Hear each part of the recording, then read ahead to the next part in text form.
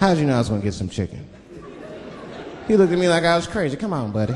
Come on, buddy. Now, everybody knew as soon as you walked through the goddamn door, you're gonna get some chicken. There's no secret down here that blacks and chickens are quite fond of one another.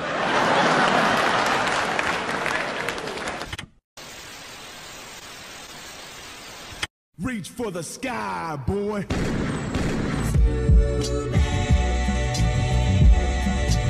KK! Huck shot him! Yo, he got a big ass booty.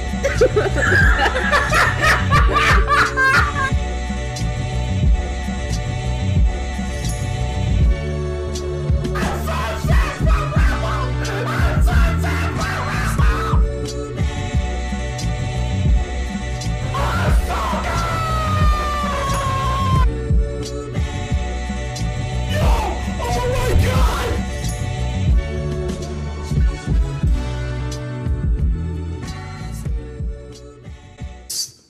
24 short years makes.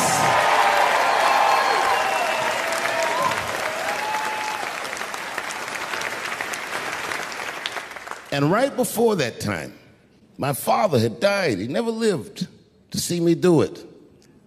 And when he died, I was inconsolable. I thought I'd never smile or laugh again. And the only thing that got me out of that space was a comedian friend of mine, the late, great Norm Macdonald. Yes. That's right. Shout out to Norm. And what Norm did, which I'll never forget, is he knew that I was the biggest Jim Carrey fan in the world. Now, I'm not going to go all into it, but Jim Carrey is talented in a way that you can't practice or rehearse. What a God-given talent. I was fascinated with him. And Norm knew. I already know he's setting up for something. I've watched Dave Chappelle enough to know he's about to set us up for something. In this movie, Jim Carrey was playing another comedian I admired, the late, great Andy Kaufman. Yes, and Jim Carrey was so immersed in that role that from the moment he woke up, Andy Kaufman. I didn't know that. When they said cut, this nigga was still Andy Kaufman. So much so that everybody on the crew called him Andy. I didn't know any of that. I just went there to meet him, and when he walked into the room where we were supposed to meet, I screamed, "Jim Carrey!" And everyone said, "No!" Call him Andy. And I didn't understand. And then he came over and he was acting weird. I didn't know he was acting like Andy Kaufman. Just like, "Hey, how you doing?" And I was like, "Hello." Andy? Now, in hindsight, how fucking lucky am I that I got to see one of the greatest artists of my time immersed in one of his most challenging processes ever. Very lucky to have seen that. But as it was happening, I was very disappointed. Because I wanted to meet Jim Carrey, and I had to pretend this nigga was Andy Kaufman all afternoon. And he was clearly Jim Carrey. I could look at him and I could see he was Jim Carrey. Anyway, I say all that to say, that's how trans people make me feel. I knew it! I knew it! I knew he was setting us up for something! I knew it! Oh my God. I'm doing all handicap jokes.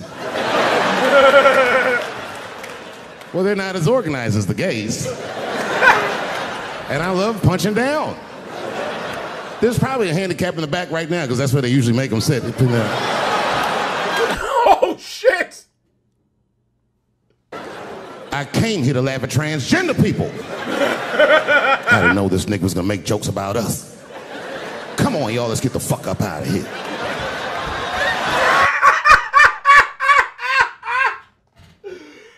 Yo! Yeah, it's about time somebody let these handicaps have it. They done met their match tonight. Fuck them. One time I was on Capitol Hill, and I seen a handicapped congressman. Madison Cawthorn, that's his name. He's a Republican from North Carolina, and he was shocked because I saw him, and I go, "Hello, Congressman." He didn't even know I knew who he was. He turned around.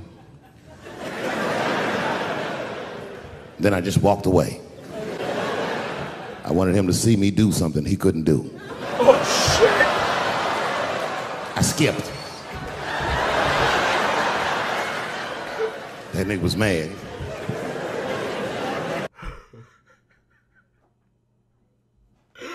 Oh, shit.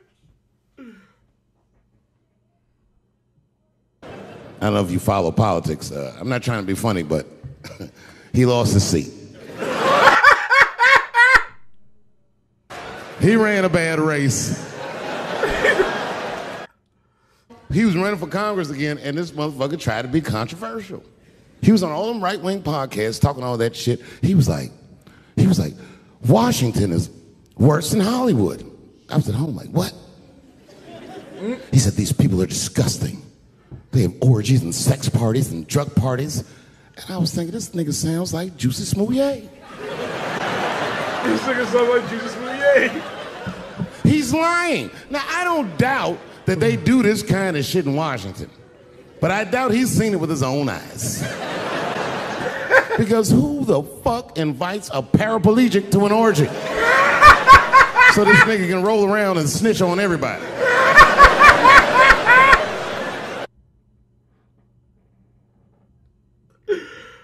Holy shit. I said, there's only one reason you're gonna invite him to an orgy. And you know what that is. Have at it, guys. I can't feel anything. Let's get this bill passed for America. Yo, Dave, they gonna fuck you up, son. Yo. If you ever meet a white person named Huckleberry, he has less money than you. It's the white, trashiest name I've ever heard in my fucking life. If you have a name like Huckleberry, you're doomed to fail. If I was in court and my lawyer came up and was like, I am your attorney, Huckleberry Finn, I'd be like, uh-oh, I'm going to jail. God forbid I ever go to jail. But if I do, I hope it's in California. Because as soon as the judge sentenced me, I'll be like, Your Honor, before you sentence me, I just went to court to know I identify as a woman. Send me to woman's jail. And as soon as I get in there, you know what I'm gonna be doing. Give me a fruit cocktail, bitch, before I knock your motherfucking teeth out. I'm a girl just like you, bitch. Come over here and suck this girl dick I got. Don't make me explain myself. I'm a girl. Yo, they're gonna fucking, they're going after us. They're gonna go after them.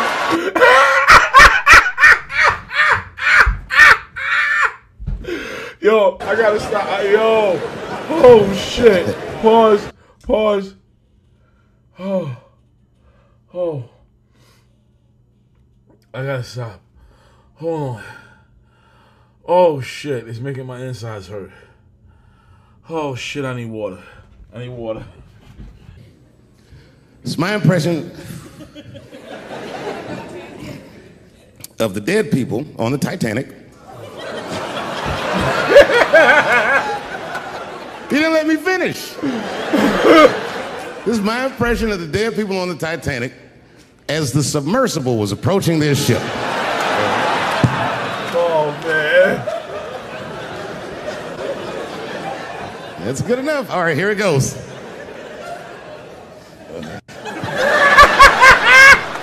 He can't do it.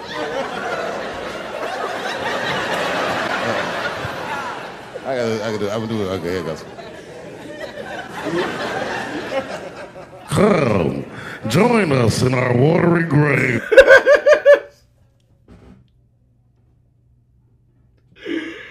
Oh my God, this thing is buddy, so that's stupid. funny to me. Listen, that is a funny way to die. The other day, my wife called me creepy. You know, I frequent strip clubs. I don't want, it's something I like to do. And my wife said I was creepy because I go to strip clubs by myself. Is that creepy? Yeah, it kind of is. I think that's better than going with the fellas. That's creepy to me. Hey, y'all, let's all go to the strip club and get our dicks hard together as a group of friends. Drive home in a quiet car and not talk about any of the things we've seen or done. No, nigga, I go by myself. Yo. You know, sometimes I go to a strip club and I bring a book. I do. And I sit right by the stage because the reading light is better.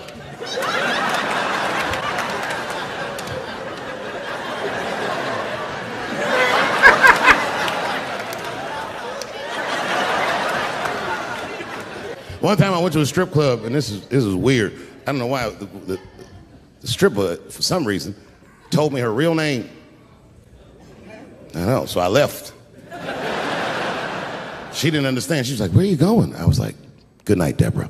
Good night, Deborah. You know, all last year, I was touring with arguably one of the greatest, if not the greatest, living comedian, Chris Rock. Me and him toured all year last year. And right before that tour started, Chris was involved in what we blacks might even consider a goddamn 9/11. Chris got slapped in the face at the Oscars by Will Smith, which was one of the craziest things I'd ever seen. In fact, and I called him on FaceTime, and he picked up. As soon as he picked up, he said, "You was the only nigga I had to answer the phone for." Apparently, Obama and Oprah, everybody had called this nigga to see if everything was all right. And I thought it was fake. I didn't know. So I asked him, I go, "Well, you know." He said, "What?" I said, "Well, did it hurt?" Did it hurt? And he said, "Yes, nigga, it hurt." And then I knew that it was real. And then, and only then, was I offended. And I wasn't just offended that he got slapped. That was only half of it. The real offensive part was that after they slapped him, this nigga Will just sat down and enjoyed the rest of his evening. It was crazy.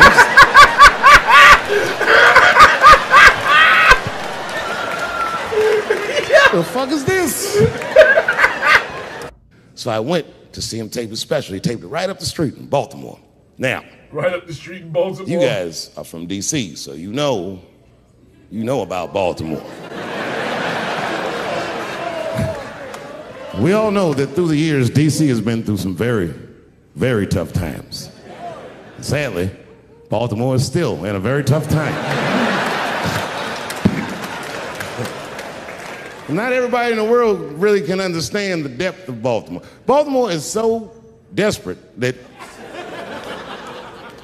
Tupac and his mother moved from Baltimore to Oakland for a better life.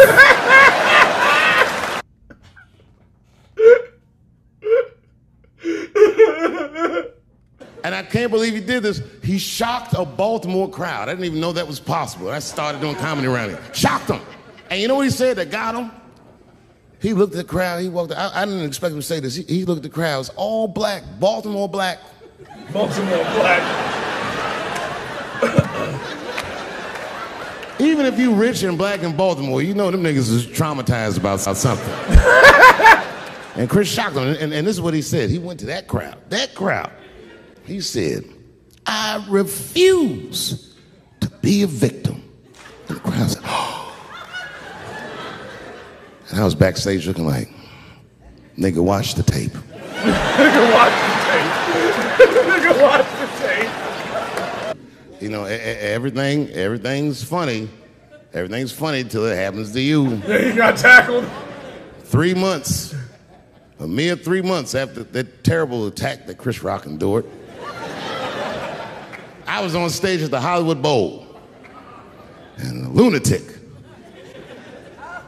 jumped out of the crowd and attacked me. Now, I gotta tell you, if it happens to you, you don't even know what the fuck is happening. It was like slow motion. I just looked over. I don't know this nigga. And I was looking and said, "Oh my God, I'm being attacked." And this motherfucker was ragged. He jumped at me. He was like, "Ah!"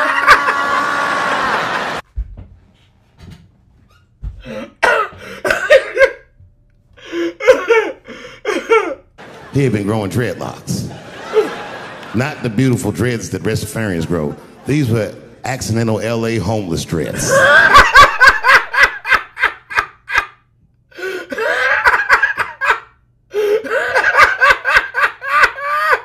And he knocked me all the way on the ground. And I was like, man, this is a bad situation. I'm like, I don't know if I'm gonna die or what's gonna happen. But in that moment of vulnerability, you know what occurred to me that had never occurred to me before in my life? In that moment, it occurred to me that bodyguards should not wear dress shoes to work, Travis. This nigga Travis came out slipping and sliding on some kind of beautiful loafer and fell flat on his back. Pop. I said, oh my God. Now both of us are down. I gotta handle this shit myself.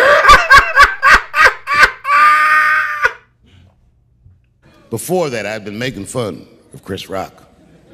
And people would ask me all the time. They'd say, Dave, what would you do if you were Chris Rock and Will Smith slapped you in the face? And to this day, the answer is the same. Well, I don't know what I would have done. I've never been in a situation that extreme. But I do know now what Will Smith would not have done. And that is enjoy the rest of his evening. For real. Man, listen. We gave that kid a good wall. We was whooping his ass. Not we, I mean, I was on stage trying to think of a joke to tell, but they was beating this nigga up right behind me. Everybody could see it. Everybody could see it. And I'm sitting up there trying to think of what to say. And I'm tongue-tied. Me, of all people, can't think of anything to say. My karma. Just that moment. Of all the people in the world, Chris Rock walks from backstage, walks up to me in front of 20,000 people, grabs the mic out of my hands and looks at the crowd and goes, was that Will Smith? Man, motherfuckers fell out of their chairs. I was standing there looking stupid. I was fucking furious because I'm thinking in my mind, nigga, this is my attack. You got attacked 3 months ago. Now you have jokes. Oh, shit. So I snatched the mic back from Chris and tried to get one off, but my shit did not go good at all. I didn't know what to say. I was just like, it was a trans man. And the crowd was like, boo. It's LA, we like trans people, boo. It was a trans man. I know, I felt so bad. I felt so bad. But I know why I did it. You'd have to be there to understand, but man, when that guy tackled me, it was like it's like a movie or something. You got to picture this. Picture a famous person you like. Every famous person you could imagine was at that show. It was like the biggest night that Hollywood had ever seen. And when that guy tackled me, he cleared the bleachers. I had to watch the tape afterwards to know this happened, but as soon as he tackled me, Jamie Foxx was the first motherfucker that jumped out of the crowd. He was wearing a white cowboy hat like he knew this shit was going to happen to him. I gotta watch that tape again. And Jamie started chasing that motherfucker around like any given Sunday. And that kid was fast as shit, was juking and shaking, and it broke Jamie's ankles, and he just kept running. And then Jon Stewart from The Daily Show ran from backstage and jumped at this motherfucker like Super Jew. He was like, ah! Like Super Jew. And the kid seen John coming, so he jumped back, and John went flying that way. And this kid was fast. And then he turned around. He sees the emergency exit. He starts running for the emergency exit. Just before he got to the door, Busta Rhymes? motherfucking Puff Daddy from Bad Boy Records Puff Daddy jumped in front of the door. That nigga was like,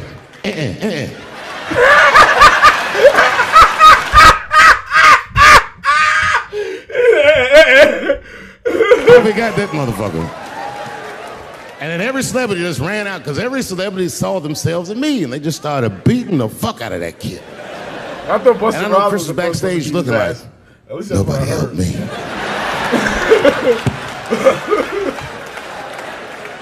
Everybody hates Chris. Everybody hates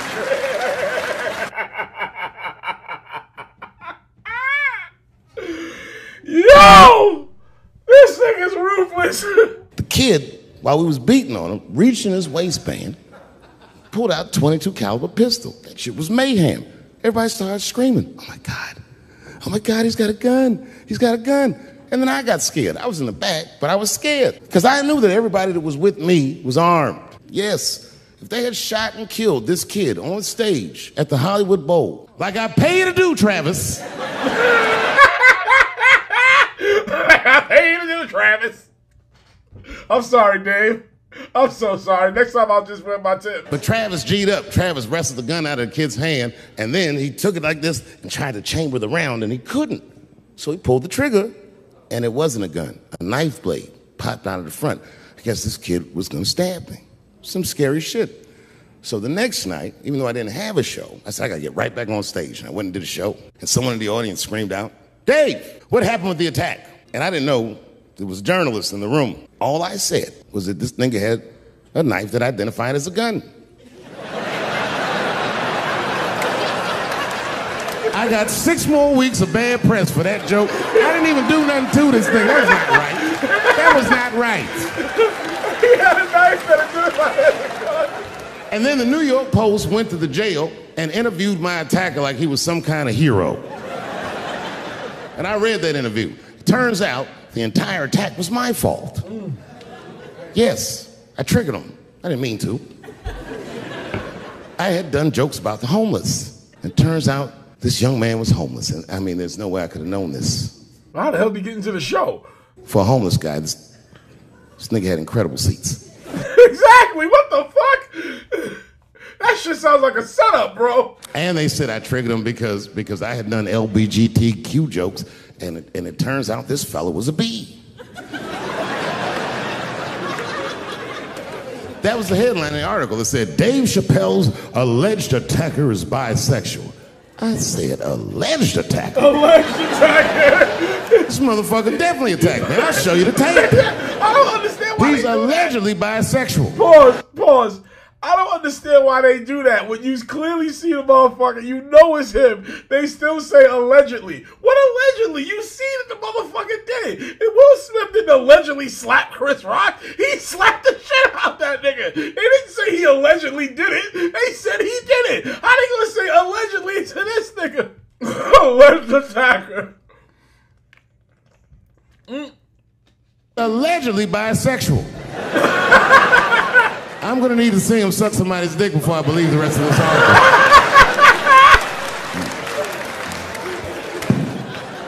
I read that shit in the paper. I was horrified. I was like, oh, bisexual? I could have been raped. That's how I would have went about it. I would have like, yo, he tried to rape my ass. Fuck out of here. No, you know what though? It's not funny because after all that madness ensued, I went to the hotel room. I was by myself and I opened the door and my wife was in there alone. She was sobbing, like sobbing. I said, oh my God, what's wrong with you, bitch? Did you get attacked too? She said, if you had died tonight, me and the kids would have nothing. Oh shit.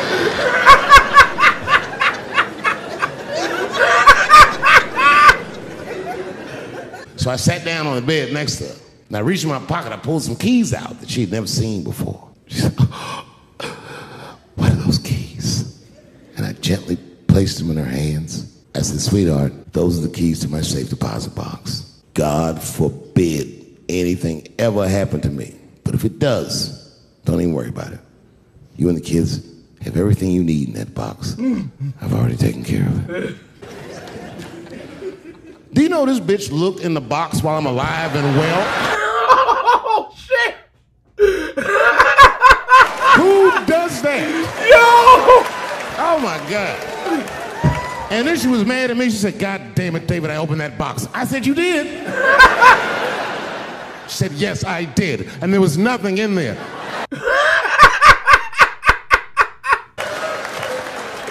I said, nothing? Oh. She said, nothing except your stupid joke book. I said, whoosh. I said, well, sweetie, look. If you tell those jokes exactly how they're written, you and the kids should be fine.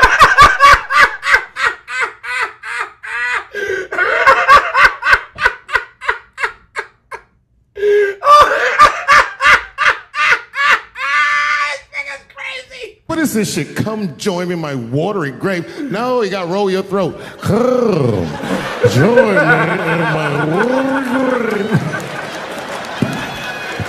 Yo, we just MF Doom that punchline, bro. Talk a lot of shit about my wife, but I love her very much. In fact, you know, you guys wouldn't believe this about me. I'm a jealous husband. It's true. Yeah, let me tell you something. One time I thought my wife was cheating on me. Yes, nigga, yes. That was one of the worst days of my fucking life. I couldn't take it. And I'm embarrassed about it now, but I can talk about it. You know what I did? It's fucked up, but I did do this. I waited. I waited for her to fall asleep. And when I waited a long time, she's Asian. I couldn't tell if she was asleep or not. I was looking at her.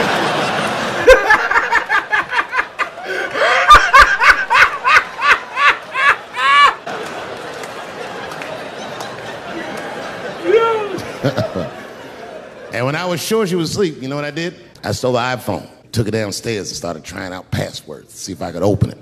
I couldn't figure out the password. Then I remembered it's iPhone. This shit has facial recognition. I was just like, oh. And that shit opened right up.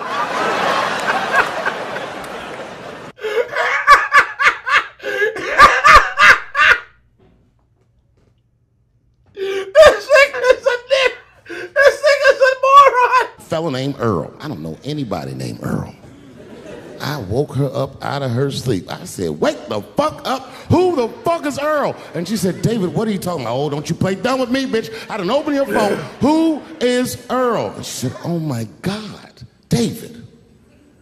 That's gay Earl from the hair salon. That's gay Earl. I said, word, what am I, dummy? How am I supposed to know this nigga is gay? And she was calm. She said, read his text and look at his pictures. I started reading the text. This fella sure does spell girl with a U a lot.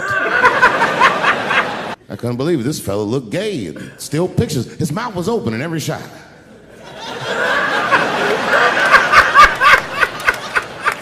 And then I knew she was telling the truth. And then I felt like dumb. I said, I'm sorry. I'm sorry. Okay, I'm sorry. Here, take your phone. I guess I just been insecure because all this cheating I've been doing. Good night.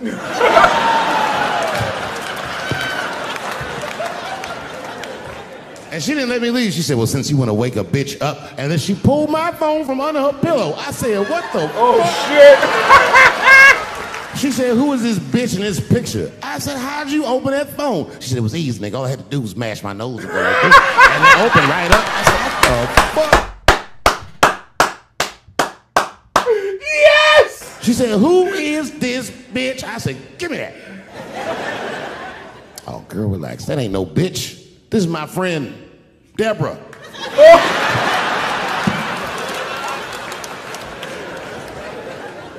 Thanks for not giving me a standing O, motherfuckers. I love Dave Chappelle's fashion sense. His clothes are always on point. Before I did Killing Him Softly, when I was 22, HBO gave me the biggest opportunity of my life at that time. They gave me a half-hour special, but this shit was not like a special, you know what I mean? It was like, it was generic. It didn't even have a title. It was just Dave Chappelle. And I shot it in San Francisco at a place called Broadway Studios, which is on the second floor of a building. And beneath Broadway Studios is a nightclub. And the special was only supposed to be 30 minutes. And I got ready, I practiced, I did all the shit I was supposed to do. And the night that I taped, 20 minutes into my 30-minute set, I'll never forget this, music started blasting from the nightclub underneath. You could hear it real loud, and it fucked my whole show up, and I was devastated. That fucking music, what the fuck were you thinking? And there was a guy who was a big-time producer, I ain't saying no names, and he stood up, and he said, hey, kid, sit the fuck down. He said, we didn't ruin anything. He said, we made a deal with that nightclub to not play music, and they didn't honor the deal. And I said, who didn't honor the deal? And he pointed to a guy. I'll never forget it. It was an old white man sitting in the Ford Taurus by himself. And he said, that guy right there. And I didn't waste no time or ask no questions. I went to that Ford Taurus, and I beat on that window, and I said, open the door, motherfucker, I want to talk to you. And that old man looked at me for 1 second and wisely drove the fuck off. And left me in the alley cussing at anybody who would listen. And 2 minutes later, literally 120 seconds later, couldn't have been any more than that, the doors of the kitchen in the alley of that nightclub underneath Broadway Studios flung open. And that old man was standing there, that same old man with reinforcements. He had 2 big goons with him, and he looked at me, and he was calm as a cucumber. He said, you, come here. I want to talk to you. I didn't know anything about the streets at this age. But I found out later in my life that these men were Russian mobsters. Oh, shit. And I don't know what you guys know about the Russian mob, but these are the niggas that killed Denzel in Training Day.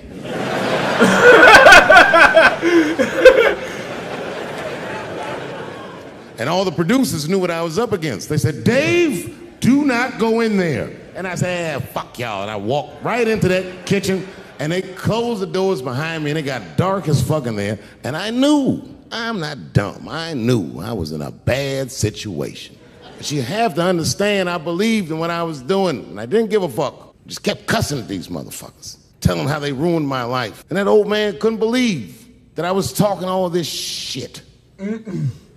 And as soon as I took a breath, he stopped me gently. He said, hey, kid, listen, your friends lied to you. He said, we made a deal, but your friends never paid me. Oh, shit. When he said that, I realized I was locked in the kitchen. Oh, shit. I realized he was telling the truth, which would make me wrong. And the very moment that I realized I was wrong, for the first time, I was afraid. It's a funny thing if you believe you're absolutely right. You can get drunk off the feeling of how right you are. That's why gay people are so mean. You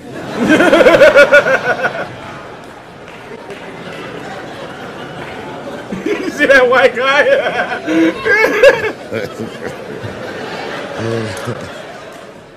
But I didn't buckle. You guys would have been very proud of me. I was scared, but I didn't buckle.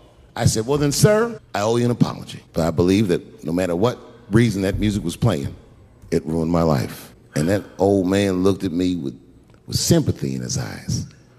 And he walked over to me and he gently placed his hand on my cheek, which I gotta tell you, is a very emasculating thing to do. I was standing there looking at this nigga's hand on my cheek like,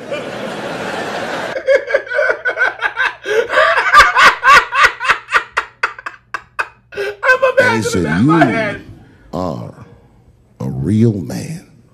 And he tapped me on my cheek, real soft, just like that. Doors opened back up, the light from the alley flooded into the kitchen, and I just walked out alive. And in that moment, I learned one of the most valuable lessons of my life, and I have to share it with you. And that lesson is this. In your life, in any given moment, the strongest dream in that moment wins that moment. I am a very powerful dreamer.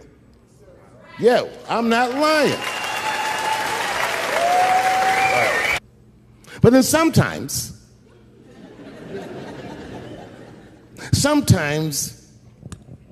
I feel regular. Just feel like myself. Maybe I'll smoke some weed and be some nightclub and feel shy. But I'll look across the nightclub and I'll see some guy that no one's ever heard of. But this nigga worked all week and got bottle service. And there's bitches bringing Moet with sparklers to him.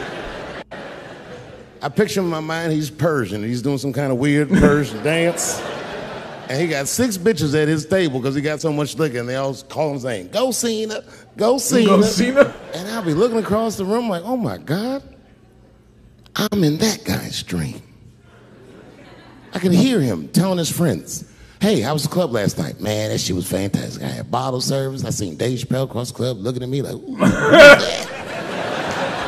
That's why I don't judge between Will Smith and Chris Rock. Because you guys look at them as big ideas, but I look at them as fellow dreamers. I can't judge between them because I see myself in both of them. I am Will Smith. I am the man that cannot take it anymore and will slap the shit out of the next person that says a crossword to me or somebody that I love. I am the man that can get slapped in front of the whole world and keep my composure so I don't fuck anything You look like up. Denzel Washington right here for some strange That reason. is what men do. That's right. He's speaking facts, yo. Chappelle, Force boundaries, and men test boundaries. He's not a comedian, he's a and philosopher. no man tests more boundaries than a trans man. Oh, shit. When I see a fellow dreamer, I give them my utmost respect. even if I don't understand what their dream is. I know a dreamer when I see one. And I've met many powerful dreamers in my life. None more powerful than a man who calls himself Little Nas X. I met this nigga at a party. I had no idea who he was. But the minute he walked in that party, I knew I was in his dream. He was dressed like C-3PO. He was shining.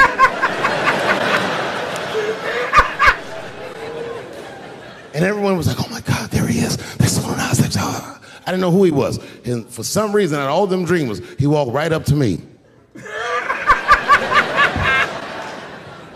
And he said, I tried to get you in my video. I didn't know what the fuck he was talking about. I said, what? I said, what? What video? And he just looked at me like, you know what video, and walked away. And I watched him walk away. I said, man, this nigga's having a very powerful dream.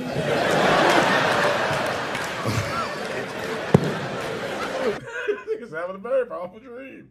It reminded me of when we was in grade school. Remember in grade school, the teacher would ask everybody what they want to be? Timmy, what do you want to be when you grow up? And Timmy acted like he had an idea. He'd stand up, he'd say, I want to be a fireman. And the teacher would say, Timmy, that is a beautiful dream. But Timmy didn't mean it.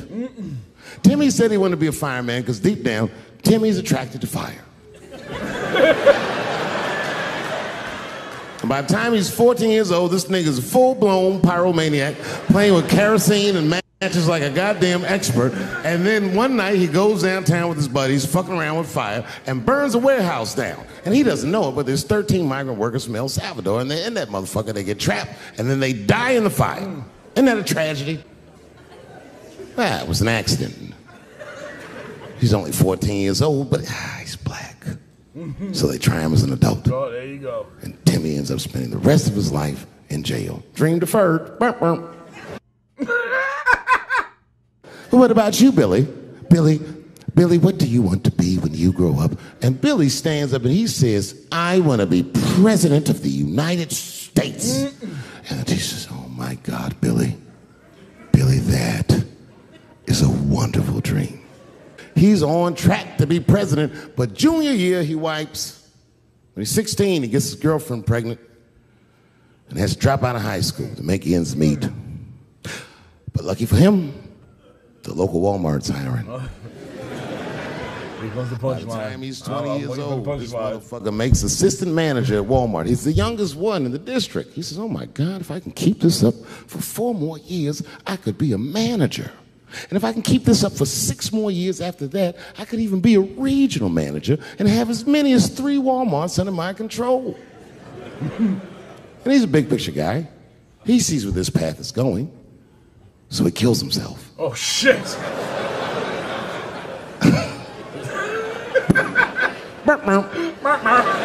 What do you want to be when you grow up? Little Nas X. And that nigga stood up in front of the whole class. I want to be the gayest nigga that ever lived. I want to do a music video and slide down a stripper pole all the way to the depths of hell and suck the devil's dick at 10 o'clock on BET while all the kids are awake and can see me. Shockingly, that was the only dream that worked out.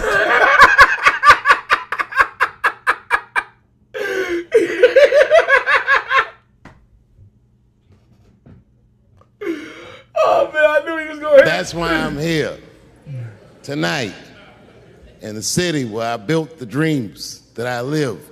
Yes, I am living a very powerful dream. Every time I come to this city and I stand in front of you, I realize that, my God, man, this is not my dream at all. It's yours. And I am honored to be in it. Thank you very much, Washington, D.C. I'll see you next time.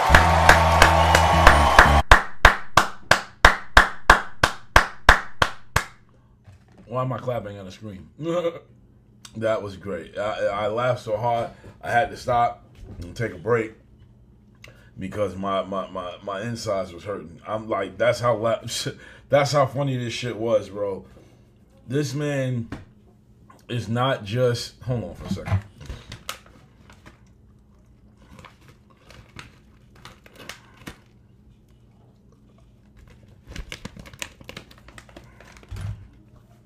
This man is not just a comedian.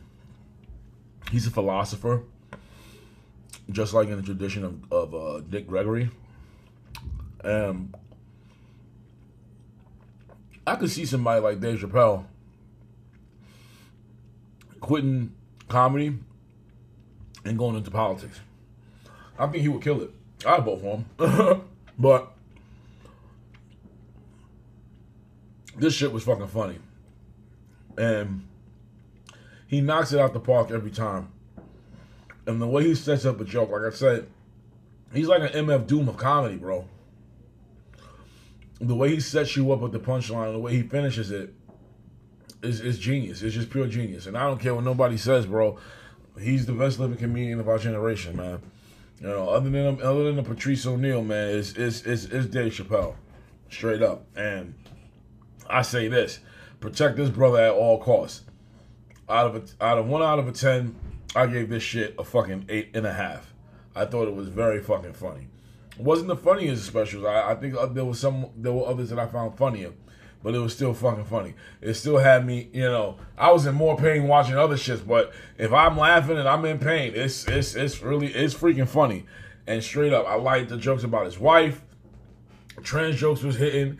The jokes about Chris Rock and the dude who tackled him, that was all I needed right there. That was all I needed. And yo, this was just great. All right, the man's the GOAT. And if you trying to say, oh, this wasn't funny, this, that, and the third, then you just a fucking hater as far as I'm concerned. So that's the way it is. And how fitting is it that I do this on New Year's Eve, on New Year's Day, my birthday, or after my birthday, because it ran through from 11 to 12 when I decided to watch it. So this is a good birthday gift for myself, all right? I'm glad you guys joined me for the live show. Those who did join me for the live show, the extra show, and the original live show I did with the rest of the panel with Billy Ray and the Professor. Glad you guys joined me for the extra one, all right? And I hope you guys dig this reaction, because I want you to like, comment, subscribe, hit that notification button, follow me on Twitter at @TrackBrown, the number Ray, TRAC Brown, and do not forget the PW Hustle is on TikTok at PW Hustle, and the Hustle fandom group on Facebook, all right? So join that. So I see you guys later. See you guys for my what if reactions, and I gotta finish those up. I got another episode to upload. Well, I got the rest to upload, but I already have one that's done, and I got to get that up next, and I got to finish the rest. So I see you guys for that, all right? Peace.